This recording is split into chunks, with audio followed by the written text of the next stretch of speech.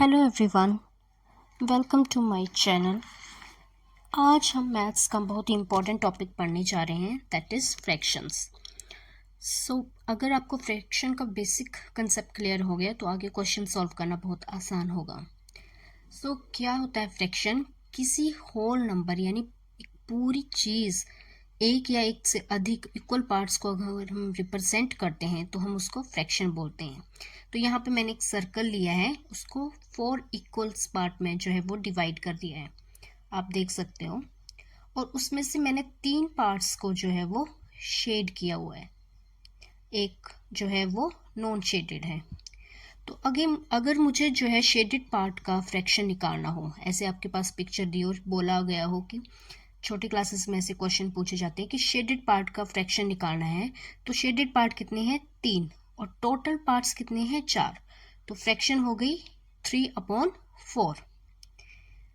इस तरह से अगर हमें जो है नॉन शेडेड पार्ट का जो है वो फ्रैक्शन पूछा हुआ, तो सबसे पहले हम ऊपर लिखेंगे नॉन शेडेड पार्ट। कितने हैं नॉन शेडेड पार्ट? सिर्फ एक है। तो यहाँ पे जो है न्यूमरेटर में हम क्या लिख देंगे? 1 लिख देंगे, दैट इज 1/, और टोटल पार्ट्स जैसे पहले थे कितने? 4। तो यहाँ पे नॉन शेडेड पार्ट्स का फ्रैक्शन कितना आ गया? 1/4। तो इस तरह से जो भी क्वेश्चन पूछा जाए उसको हम न्यूमरेटर में, और जो टोटल पार्ट्स है उसको हम डिनोमिनेटर में लिखते हैं। तो ये आपका आ गया फ्रैक्शन। अब मैंने यहाँ पे टर्म्स बोली न्यूमरेटर और डिनोमिनेटर। तो क्या होता है न्यूमरेटर? जो अपर पार्ट होता है फ्रैक्शन का उसको हम बोलते हैं न्यूमरेटर, और जो डाउन पार्ट होता है, नीचे वाला पार्ट जो होता है, उसको हम बोलते हैं डिनोमिनेटर। तो डायरेक्ट क्वेश्चन यहाँ से भी आ सकता है, छोटी क्लासेस में न्यूमरेटर और डिनोमिनेटर मेंशन करने होते हैं। यहाँ से याद रख सकते हो आप, जो डाउन डी वाला पार्ट है, डाउन वाला, वो क्या होता है? डी से डिनोमिनेटर। तो इस तरह से आप न्यूमरेटर और डिनोमिनेटर बता सकते हैं फ्रैक्शन में। यहाँ तक क्लियर है? तो नेक्स्ट हम चलते हैं टाइप्स ऑफ फ्रैक्शंस में। तो सबसे पहले है लाइक फ्रैक्शंस। जैसे लाइक का मतलब ही क्या होता है? सेम। तो लाइक फ्रैक्शंस क्या होंगी? जिन फ्रैक्शन के डिनोमिनेटर जो हैं वो सेम होते हैं उसे हम लाइक फ्रैक्शन कहते हैं। जैसे 2/7, 5/7, 1/7। तो आप इसमें देख सकते हो कि सारे जो डिनोमिनेटर मतलब जो नीचे वाली टर्म्स हैं वो सेम है। तो ये कैसा फ्रैक्शन हुआ? Like fractions. और भी इसके एग्जाम्पल देख सकते हैं, जैसे 4/9, 1/9, 13/9। इसमें सारे डिनोमिनेटर्स 9 हैं। तो ये किसका एग्जाम्पल हुआ? लाइक फ्रैक्शन का। नेक्स्ट है अनलाइक फ्रैक्शन। अनलाइक फ्रैक्शन क्या होगा? लाइक फ्रैक्शन का अपोजिट मीन्स जिसमें डिनोमिनेटर्स जो हैं वो सेम नहीं होंगे, जिसमें नीचे वाली टर्म्स जो हैं वो सेम नहीं होंगी, उसको हम अनलाइक फ्रैक्शन बोलेंगे। जैसे 2/7, 3/5, 1/8। तो देख सकते हो आप डिनोमिनेटर सारे क्या हैं? डिफरेंट हैं। तो ये कैसे हुए? Unlike fractions. नेक्स्ट आपका आता है प्रॉपर फ्रैक्शन। प्रॉपर फ्रैक्शन क्या है? जिस फ्रैक्शन में न्यूमरेटर डिनोमिनेटर से छोटा होता है, मतलब ऊपर वाला पार्ट जो है वो नीचे वाले पार्ट से छोटा होता है। जैसे यहाँ पे 3/4 है, तो 3 छोटा है, 4 बड़ा है। तो ये किसका एग्जाम्पल हुआ? प्रॉपर फ्रैक्शन का। चलिए और एग्जाम्पल्स देखते हैं प्रॉपर फ्रैक्शंस के।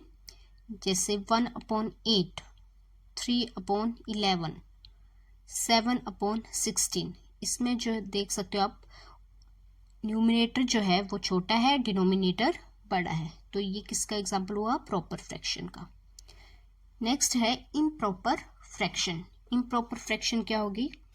प्रॉपर फ्रैक्शन का अपोजिट मीन्स इसमें न्यूमरेटर जो है वो बड़ा रहेगा और डिनोमिनेटर छोटा रहेगा। जैसे 18/13, 18 बड़ा है, 13 छोटा है। तो ये क्या हुआ आपका? Improper fraction. नेक्स्ट है 9/2। और भी एग्जाम्पल है, जैसे देख सकते हो आप 73/5।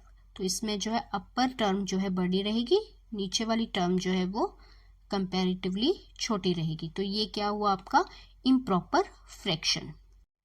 एक बहुत ही इम्पोर्टेंट बात इसमें ध्यान रखनी है कि अगर न्यूमरेटर और डिनोमिनेटर दोनों सेम हुए तो भी ये किस टाइप में आता है, इम्प्रॉपर फ्रैक्शन में। जैसे 15/15 दोनों सेम है न्यूमरेटर डिनोमिनेटर, जिसको कैंसिल आउट करके 1 आएगा, तो ये भी किस में आता है आपका इम्प्रॉपर फ्रैक्शन में। नेक्स्ट फ्रैक्शन है मिक्स्ड फ्रैक्शन। तो मिक्स्ड फ्रैक्शन क्या होती है, जिसमें होल और प्रॉपर फ्रैक्शन को साथ में लिखा जाता है, जिसमें होल नंबर और प्रॉपर फ्रैक्शन को साथ में लिखा जाता है। फॉर एग्जाम्पल यहाँ पे हम लिख रहे हैं 2:1/3, इसको इस तरह से पढ़ते हैं 2:1/3। तो 2 यहाँ पे होल नंबर है और 1/3 आप देख सकते हो प्रॉपर फ्रैक्शन है, जिसमें न्यूमरेटर डिनोमिनेटर से छोटा है। तो इसमें जो है इस तरह की फ्रैक्शन को हम बोलते हैं मिक्स्ड फ्रैक्शन। तो हम जब भी क्वेश्चन सॉल्व करते हैं पहले उसको मिक्स्ड फ्रैक्शन को सॉल्व करते हैं। नेक्स्ट जो है हमारा फ्रैक्शन है यूनिट फ्रैक्शन। यूनिट का मतलब क्या होता है 1। तो इस तरह से यूनिट फ्रैक्शन क्या हुआ, जिसमें न्यूमरेटर हमेशा 1 हो, उसको हम बोलते हैं यूनिट फ्रैक्शन।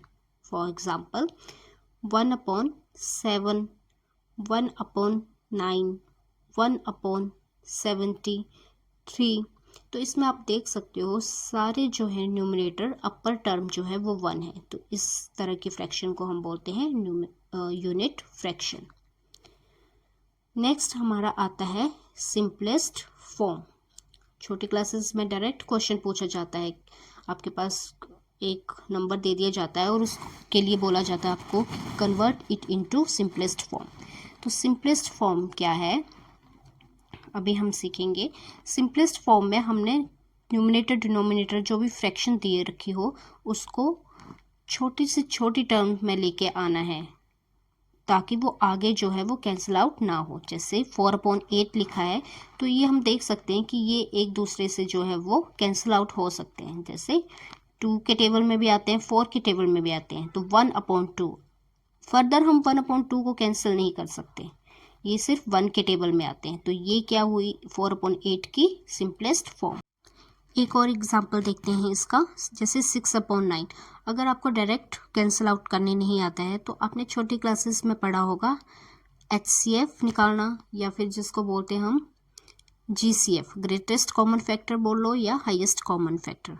तो 6/9 का HCF कितना होता है 3। तो उस HCF से हम क्या करेंगे, इस फ्रैक्शन को डिवाइड। कैसे, 6 divided by 3 and 9 divided by 3। तो 3 कितने से 6 होते हैं 2 एंड 3 3 सा 9। तो 2/3 क्या आ गई 6/9 की सिंपलेस्ट फॉर्म। डायरेक्ट क्वेश्चन इसमें आता है एग्जाम में छोटे क्लासेस में। 2/3 का फर्दर जो है वो हम कैंसिल नहीं कर सकते, क्योंकि 2/2 और 3 किसके टेबल में आते हैं, सिर्फ 1 के टेबल में। तो इसका HCF कितना आया 1। तो इसका मतलब ये इसकी सिंपलेस्ट फॉर्म होगी। तो ये था फ्रैक्शन का बेसिक पार्ट, जो आपको क्वेश्चन करने से पहले जिन जिन चीज़ों का नॉलेज होना चाहिए। नेक्स्ट पार्ट में हम इससे रिलेटेड क्वेश्चंस करेंगे। Thank you for watching my video.